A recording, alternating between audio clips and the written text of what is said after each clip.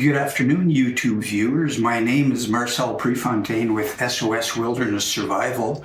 I'm old at this game, but new to YouTube actually, so we're going to see how this goes and hope you can follow along till the end. What I want to do today actually is show you some different knives. I know you think, yet another knife video, but it's going to be more about what you can carry out in the bush, as far as sharpening. And part of what I'm after here today is being able to properly sharpen a knife before you go out and buy a $150, $200 knife, if you're so inclined. Because you can have a knife, a very expensive knife, and if you don't know how to sharpen it, you've got pretty much a useless knife. So this is what I hope to achieve today, is to show you what you can take out in the bush to maintain your knives, different kinds of knives. And we're going to go with something fairly simple actually, and it's just wet dry sandpaper. And here I've got just a little pack of sandpaper that starts off with would be considered for knife sharpening a pretty coarse grit, a 320, and the next is a 600 grit, and then it goes up to 1500, and this is 2000. You can go up to about 2500 with this silicone carbide sandpaper. Actually, it's wet dry. You can use it wet, actually, preferably wet. It'll last longer, but that's the only treatment it needs. So it's easy, it's cheap, and if you're looking for something to take out in the bush that you don't know what to buy yet, sandpaper is a very good introduction to sharpening a knife. And I'll show you here a few different things that I've got and reasons why I use those things. We'll start with sandpaper, assuming that you're starting from scratch. And what I usually do is, with this one here, it's got enough of an edge that I could start with the 1500 grit sandpaper, but I'll show you why I'm using something narrower like this, for the sandpaper.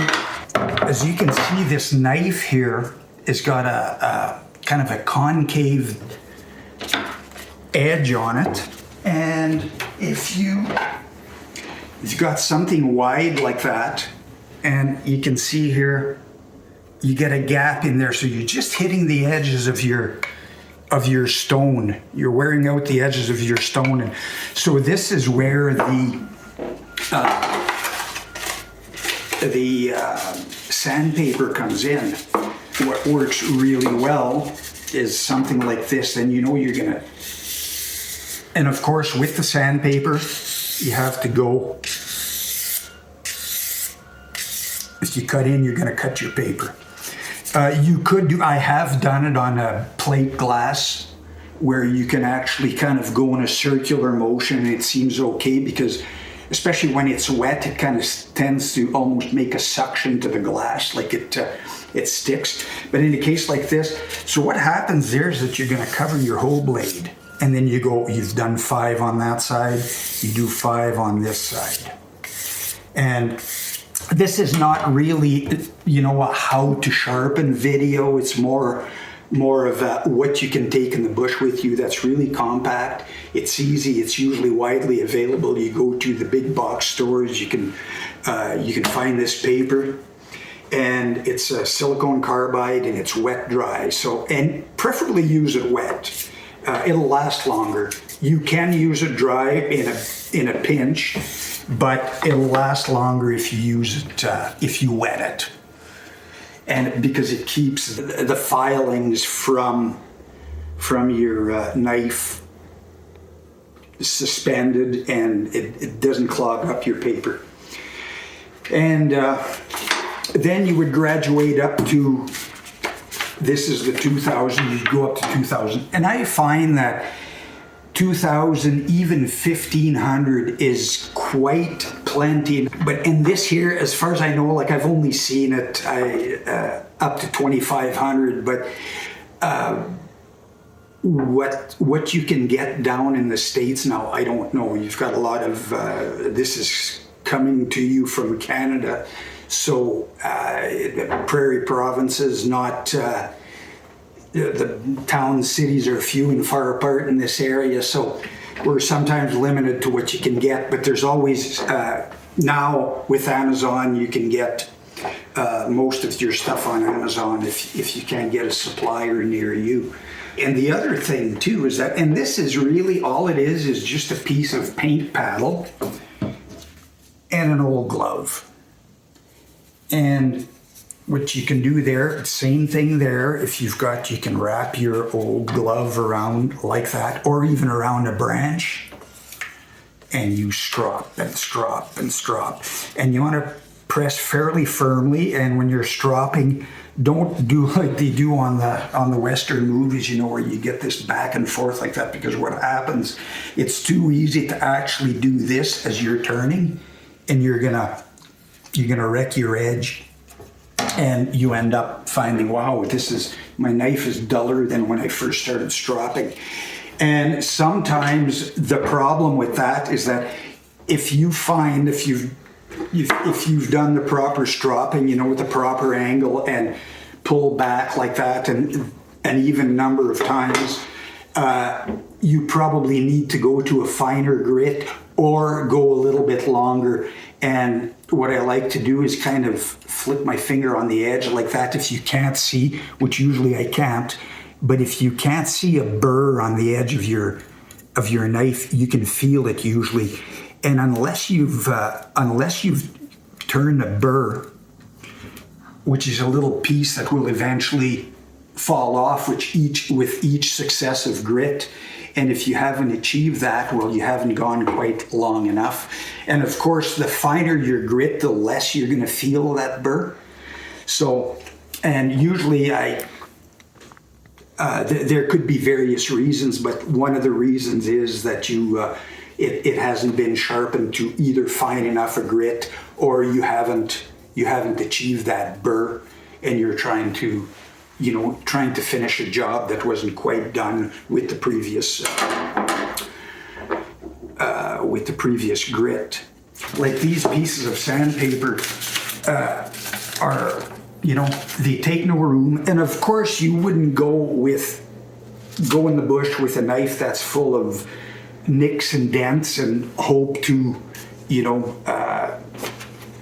bring it back to new with your little bundle of sandpaper out in the bush, but you can sharpen it at home, and then it requires very little work with your sandpaper. Or stone like this, and some of the wider ones, this, by the way, comes apart like that, and you've got a very thin